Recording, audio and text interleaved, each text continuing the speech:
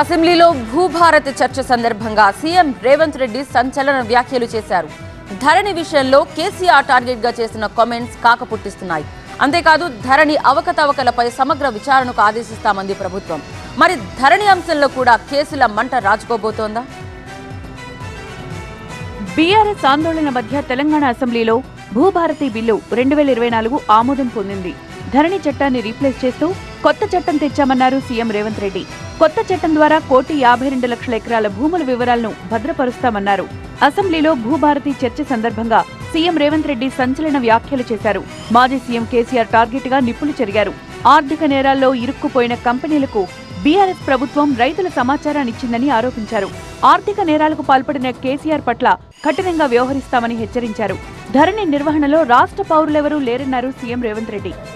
ఆ ప్రభుత్వము ఆనాటి ముఖ్యమంత్రి సంపూర్ణ సమాచారాన్ని ప్రైవేటు కంపెనీలకు, ప్రైవేటు వ్యక్తులకు. కాళ్లల్లో భారం, వాపు లేదా అల్సర్ తో బాధపడుతున్నారా? ఇవి వెరికోస్ వెయిన్స్ లక్షణాలే. భారతదేశంలో number 1 varicose veins hospital Avis ను సంప్రదించండి. ఇప్పుడే మీ అపాయింట్మెంట్ ను బుక్ చేసుకోండి.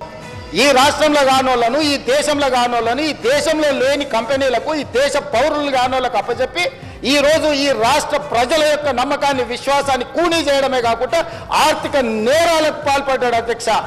దానికోసం ఎంత కఠినంగా వీళ్ళ పట్ల ప్రభుత్వాలు వ్యవహరించాల్సిన అవసరం ఉన్నది అధ్యక్ష. గత ప్రభుత్వ హయాంలో అర్ధరాత్రి పూట రిజిస్ట్రేషన్లు నిర్వహించారని ఆరోపించారు రేవంత్ రెడ్డి. దీనిపై విచారణ చేయాల్సిన అవసరం ఉందన్నారు. రాత్రి 9 గంటల నుంచి ఉదయం 6 గంటల వరకు కూడా రిజిస్ట్రేషన్లు జరిగిన డాక్యుమెంట్లు ఉన్నాయి అధ్యక్ష. అర్ధరాత్రి పూట ఏ ప్రభుత్వ అధికారి డాక్యుమెంట్లు రిజిస్ట్రేషన్ చేసిండు? అర్ధరాత్రి డాక్యుమెంట్లు రిజిస్ట్రేషన్ చేసే వ్యవస్థ మన రాష్ట్రంలో ఉందా? ఏ చట్టం ప్రకారం అర్ధరాత్రి పూట్ల డాక్యుమెంట్లు ఎగ్జిక్యూట్ అయినాయో ఇవాళ మనం విచారణ చేయాల్సిన అవసరం లేదా అధ్యక్ష?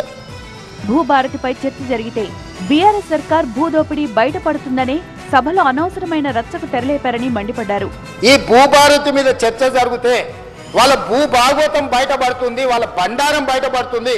మళ్ళీ ఇంకొక కొత్త విచారణలను, కేసులను ఎదుర్కొని జైలుకు వెళ్లాల్సి వస్తుంది. కాబట్టి ఎట్టి పరిస్థితుల్లో ఇది చర్చ జరగొద్దని ఒక తొండి పంచాయతీ తీసుకొచ్చి పెట్టారు అధ్యక్ష. తెలంగాణలో ప్రతి సమస్య భూమితోనే ముడిపడుందని రేవంత్ రెడ్డి అన్నారు. బీఆర్ఎస్ హయాంలో ధరణి పేరుతో కేసీఆర్ కుటుంబం దోచుకుందని ఆరోపించారు. ధరణి అవకతవకలపై సమగ్ర విచారణకు ఆదేశిస్తామన్నారు సీఎం రేవంత్ రెడ్డి.